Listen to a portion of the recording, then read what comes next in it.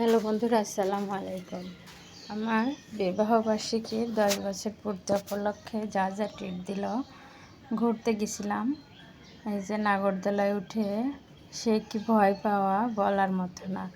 যখনই উপরে উঠলাম তখন এত ভয়, সারা শরীর কাঁপা। আমার ছেলে তো সেই চিৎকার। তবে ভালোই লাগছিল, আরও সবাই ছিল। তবে 10টা বছর যার সাথে কাটিয়ে নিলাম, আসলেই ভালো লোকটা।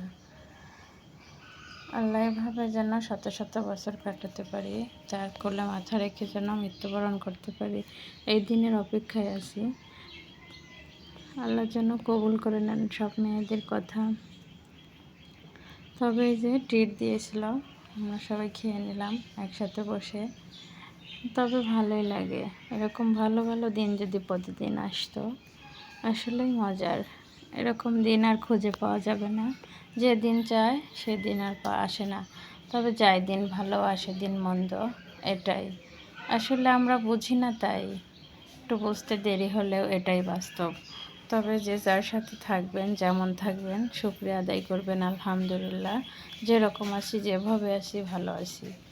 আল্লাহর কাছে অশেষ অশেষ শুকরিয়া যে আল্লাহ আমাকে ভালো রেখেছে। এর চেয়ে খারাপ রাখতেও পারতো। আমি যেখানে আছি, কিছু কিছু মানুষের স্বপ্ন।